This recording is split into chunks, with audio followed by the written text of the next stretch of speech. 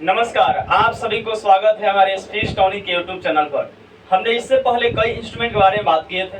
Metre bridge, wheatstone bridge complete हम लोग कर चुके थे। उसका जो भी ऑब्जेक्टिव था, सब्जेक्टिव था, सब हम लोग कवर कर चुके थे। 2-4 दिन बीच में हम वीडियो बनाना छोड़ दिए थे। कुछ प्रॉब्लम था, कुछ पर्सनल प्रॉब्लम की वजह से रुक गए थे। अब हम लोग धीरे धीरे आगे की ओर बढ़ते चलेंगे, हर एक के आगे टॉपिक बढ़ाते चलेंगे हम लोग। देखिए, करेंट में कुछ टॉपिक पढ़ना है। इसके बाद विद्युत धारा का रासायनिक प्रभाव, इसको इंग्लिश में हम लोग कहते हैं chemical effect of electric current. 3 तरह के इफेक्ट पढ़ना है। 12th के सेशन में बात करें, 12th के सिलेबस में 3 तरह का इफेक्ट पढ़ना है। पहला आपका हो गया विद्युत धारा का रासायनिक प्रभाव। ठीक, इसके बाद एक और मिलेगा विद्युत धारा का उष्मीय प्रभाव, और उसके बाद एक और आएगा विद्युत धारा का मैग्नेटिक, मतलब उसमें आपका चुंबकीय प्रभाव हो जाएगा। मतलब पहला इसमें हो गया chemical effect of electric current, फिर एक और आएगा heating effect of electric current, और उसके बाद एक और आएगा जो चुंबक मिलेगा magnetic effect of electric current. 3 तरह का इफेक्ट पढ़ना है। आज हम लोग कंप्लीट बात करेंगे chemical effect of electric current, यानी कि विद्युत धारा का रासायनिक प्रभाव क्या है। चलिए बात करते हैं। इससे पहले हम लोग एक काम कर लें कि इसमें chemical effect of electric current कह रहा है, इसमें मतलब रासायनिक प्रभाव की बात कर रहा है। बेसिकली आपको बात कहें तो इसमें आपको कंप्लीट बात करें तो सेल के बारे में पढ़ना है। सेल हो गया, इसी में आपका सेलों के समूह को हम लोग बैटरी कहते हैं, इन्हीं के बारे में डिटेल पढ़ना है। चलिए इसमें देखिए हम लोग बात करते हैं क्या केमिकल इफेक्ट है, आखिर क्या है। आप सेल देखे होंगे, जब सेल के मतलब यहाँ समझ पा रहे हैं, उसमें हम लोग सेल जो इस तरह से आप देखे होंगे, टॉर्च में होगा, टॉर्च में हो गया, चाहे आपके घड़ी हो गया, उसमें आपका सेल लगा रहता है। सेल में 2 टर्मिनल होगा, एक ऊपर जो ऐसा खूंटी जैसा निकला रहेगा वो प्लस टर्मिनल होगा, मतलब धनात्मक टर्मिनल, और नीचे चिकना रहेगा वो माइनस है, यानी कि ऋणात्मक है। एक प्लस में एक माइनस में, इस तरह से सेल रहेगा। उसमें अंदर में देखिए होता क्या, इसके अंदर कई केमिकल होते हैं। हम लोग बड़ा डिटेल बात करेंगे अंदर में क्या केमिकल है, अंदर में प्रोसेस होता क्या है, उसमें कई प्रकार के कुछ इफेक्ट पढ़ना, मतलब उसमें कई प्रकार के फॉल्ट पढ़ना है, दोष पढ़ना है कि उसके अंदर में ड्रॉबैक क्या है, उसका दोष अंदर में क्या है, उसमें मिलेगा पढ़ने के लिए। बहुत डिटेल पढ़ना है कि अंदर में कुछ ना कुछ क्या प्रक्रिया होती है, अंदर में क्या रिएक्शन होता है, बड़ा डिटेल पढ़ना है। अभी हम लोग कंप्लीट बात करेंगे कि सेल क्या है, उसका क्या आखिर उसमें टर्मिनल है, प्लस है, माइनस है, कैसे उसमें सेल के प्रकार आज हम लोग कंप्लीट देख लेंगे। तब दूसरे दिन हम लोग देखेंगे क्या कि अंदर में जो सेल है, सेल बनता कैसे है, अंदर में प्रोसेस होता क्या है। देखिए हम लोग बात करते हैं अंदर में, जो अभी बताएं कि अंदर में कई केमिकल रहता है, वो केमिकल बारे में हम लोग बात करेंगे। केमिकल अंदर में है तो केमिकल अंदर में कुछ रासायनिक क्रिया करता है। जो अंदर में केमिकल हो रासायनिक क्रिया करता है, और रासायनिक क्रिया करता है तो वह रासायनिक ऊर्जा को बाहर करेंट के रूप में उसको प्रोड्यूस करता है, यानी कि वह विद्युत ऊर्जा के रूप में बदलता है। कह सकते हैं इसका सेल का परिभाषा में हम लोग क्या कह सकते हैं कि वैसा युक्ति जो रासायनिक क्रिया करके लगातार परिपथ में धारा का प्रवाह करता है, उसको हम लोग सेल कहते हैं। अंदर में कई क्रियाएं होती हैं और उस क्रिया के द्वारा विद्युत धारा निकालता है, करंट निकालता है। वो अंकित क्रिया होता क्या है, उस हम लोग डिटेल देखेंगे। अभी इतना मान के चलिए कि अंदर में कुछ क्रियाएं, रासायनिक अभिक्रियाएं होती हैं जिसके द्वारा करंट प्रोड्यूस होता है, और कहता है कि यही अंदर में क्रियाओं के द्वारा, रासायनिक अभिक्रियाओं के द्वारा लगातार परिपथ में धारा का जो प्रवाह होता है, उसी युक्ति को हम लोग सेल कहते हैं। अब थोड़ी बात समझे इसमें। देखिए सेल का 2 प्रकार होता है, सेल 2 प्रकार का होता है। एक को कहते हैं हम लोग प्राथमिक सेल, एक को हम लोग कहते हैं प्राथमिक सेल, और दूसरा का नाम है द्वितीयक सेल। 2 तरह का सेल पढ़ना है, एक प्राथमिक सेल और दूसरा है द्वितीयक सेल। प्राथमिक को हम लोग प्राइमरी सेल कहते हैं, और यह आपका सेकेंडरी सेल हो गया। प्राथमिक सेल और एक है आपका द्वितीयक सेल। देखो सीधे अर्थ में बात करें तो अंदर में रासायनिक कुछ होता है, केमिकल होता है, और केमिकल में जो ऊर्जा होता है उसको हम लोग रासायनिक ऊर्जा कहते हैं, उसको रासायनिक ऊर्जा कहते हैं। और वही विद्युत में बदलता है, जिसको हम लोग कहते हैं कि विद्युतीय ऊर्जा हो गया, वो आपका विद्युतीय ऊर्जा हो गया।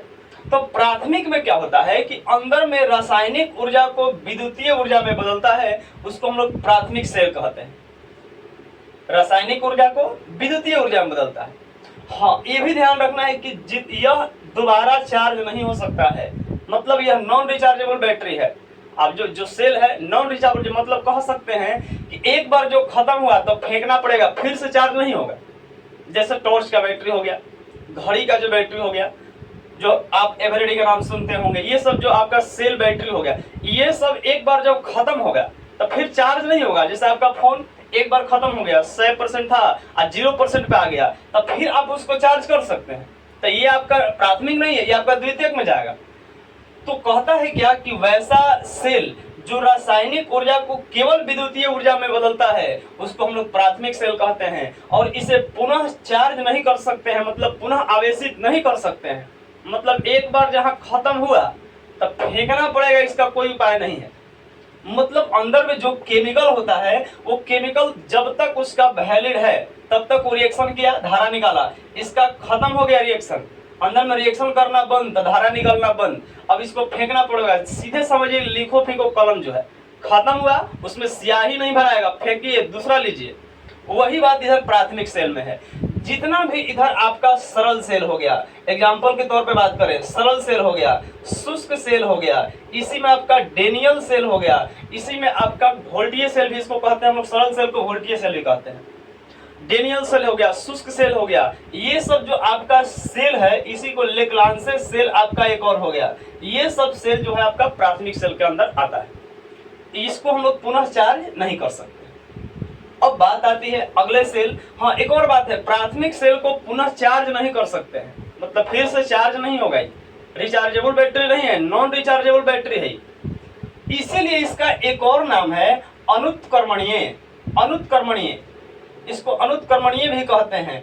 अनुत्क्रमणीय का मतलब जैसे होता है रिएक्शन होता है एक तरह से कि ए से बी बन गया और बी से फिर ए बन गया। एरो में ऐसे हम लोग देते हैं कि ए से बी बन गया और बी से ए बन गया, मतलब यह रिवर्सेबल है। ये रिवर्सेबल है, मतलब ए से बी, बी से, इसको रिवर्सेबल कहते हैं, इसको उत्क्रमणीय कहते हैं, इसको उत्क्रमणीय कहते हैं।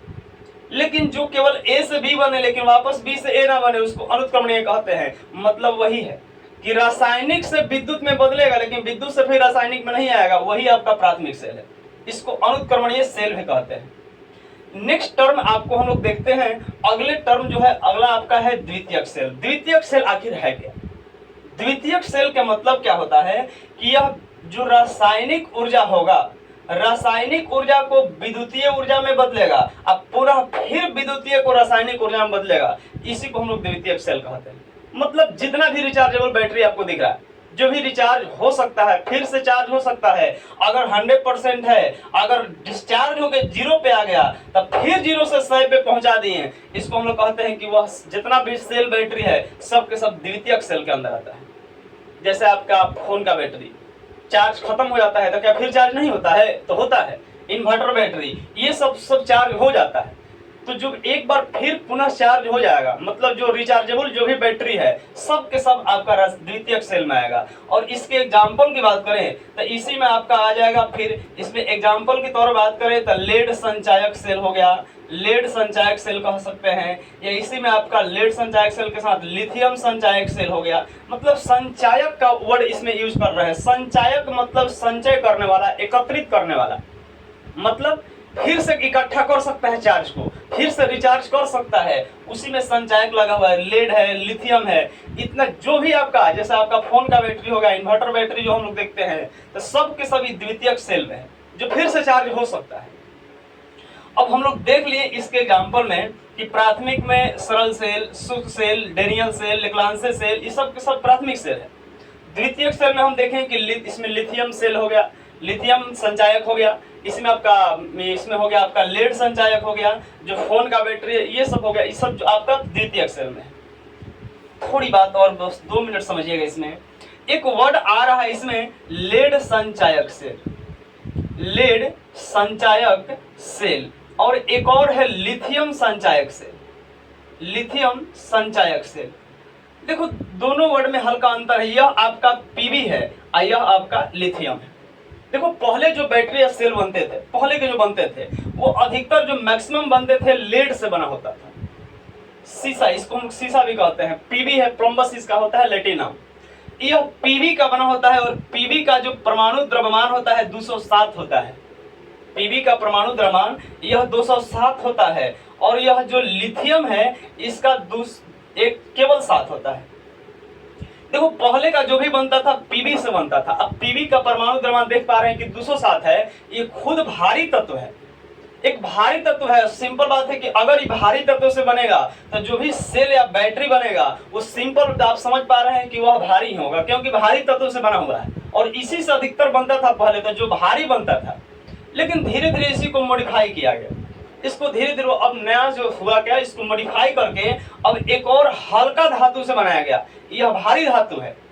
आप देख समझ पा रहे हैं कि पहला पे हाइड्रोजन है, फिर हीलियम है, फिर लिथियम है, उसके बाद बेरिलियम है। इसमें देखो पीबी एक धातु है, जो पीबी है 207 इसका परमाणु द्रव्यमान है, यह भारी धातु है। लेकिन इसमें देखा गया कि जब भारी से बन रहा है तो ये भारी भारी बैटरी बनेगा, एकदम भारी भारी बैटरी बनेगा, इसमें सेल भी बनेगा तो भारी बनेगा। क्यों ना इसको हल्का किया जाए। तो धीरे धीरे जो इसको मॉडिफाई करके हल्का बनाने का प्रयास किया गया। क्या गया, देखा गया कि हल्का धातु है कौन, तब पहला पे तो हाइड्रोजन है, हाइड्रोजन धातु है ही नहीं, ये अधातु है। इसमें दूसरा पे हीलियम है, ये निष्क्रिय गैस, रिएक्शन नहीं करता है, तो यह भी नहीं। फिर आता है लिथियम, लिथियम 3 पर है और इसका परमाणु द्रव्यमान 7 होता है। एकदम हल्का धातु की बात करें, कहेगा कि सबसे हल्का धातु कौन है, तो लिथियम। हल्का अधातु कौन है, इसमें हाइड्रोजन हो गया और गैस में आ जाएगा। फिर आपका उसके बाद तो ये आपका निष्क्रिय हो गया। तो हल्का धातु लिथियम है, इसीलिए आजकल जो बैटरी या सेल बन रहा है सब लिथियम का बन रहा है। और लिथियम का देख पा रहे हैं कि 7 है, और इससे जो भी बनेगा, सिंपल आप समझ पा रहे हैं कि जो भी बनेगा एकदम हल्का हल्का बनेगा, हल्का हल्का बनेगा, भारी नहीं बनेगा और हल्का बनेगा। यहाँ से तो यही बात है कि अब पहले का जो बैटरी एकदम भारी भारी होता था, अब जो बैटरी उतना भारी नहीं बन रहा है क्योंकि लिथियम का बन रहा है। लेकिन देखिए हर चीज का अगर किसी का मेरिट है तो कुछ ना कुछ कहीं ना कहीं डिमेरिट है, कुछ ना कुछ मेरिट है, कुछ डिमेरिट है। जो भी पीबी से बना होता है तो पीबी से बना होगा तो ये तो सिंपल है कि भारी होगा। लेकिन देखिए इसमें लिथियम का जो बना होगा वो हल्का होगा। जो लिथियम का जो बनता है, मान लीजिए कि आप एक बैटरी पीबी का बना हुआ लिए, वो भी आप 6000 में लिए, और एक और लिथियम का बना हुआ लिए, यह भी आप 6000 लिए। देखिए लिथियम में क्या होगा कि 5-6 साल, अगर वैसे ही 5 साल गुजरेगा, 6 साल 7 साल होगा, तो धीरे धीरे इसका वैलिडिटी खत्म हो जाएगा, ये खराब भी हो जाएगा। लेकिन इधर हाँ, ये हल्का से बना हुआ है, इधर पीबी क्या है, भारी से बना हुआ है। 6000 का बैटरी लिया, अगर 5-6 साल बाद खराब हो गया तो आप बेचने जाओगे तो कबाड़ी में 3200 इसको दे देगा, आपको 3200 मिल जाएगा, क्योंकि भारी से बना हुआ कुछ वजन रहता है। लेकिन जब लिथियम का बना होगा वो 5-6 साल के बाद जाएंगे तो आपको 500 नहीं देगा, क्योंकि हल्का से बना है, यूज होते होते और हल्का हो गया है। तो जाइएगा बेचने के लिए कबाड़ी में तो कहेगा कि हमारे पास दीजिए चाहे रोड पर फेंक दीजिए, बराबर है। तो उस स्थिति में आपको होगा क्या, इसका एक डिमेरिट है कि 5 साल 6 साल के बाद खराब हो जाता है, ज्यादा समय टिक नहीं पाता है।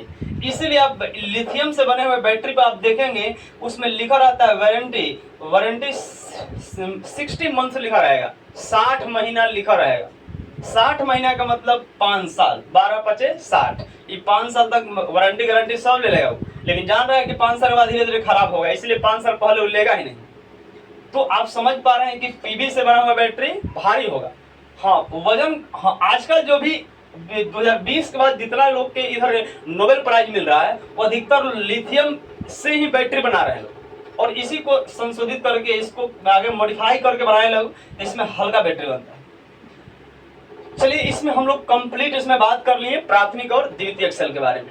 अब लिखने की बारी है कि लिखें कैसे। हम तो पूरा पढ़ा दिए, इसमें बता दिए लिखना कैसे है। तो आपको हो सकता है इसमें आपका जो नीचे इसमें डिस्क्रिप्शन में हम एक पीडीएफ बना के इसका एक नोट्स बना के डाल देंगे, आप उसको लिख लीजिएगा। और नेक्स्ट टॉपिक पर हम लोग बात करेंगे, इसी में प्राथमिक सेल में कुछ पढ़ना है, सरल सेल, शुष्क सेल, बहुत डिटेल पढ़ना है, कैसे अंदर काम करता है क्या नहीं, सब डिटेल देखें।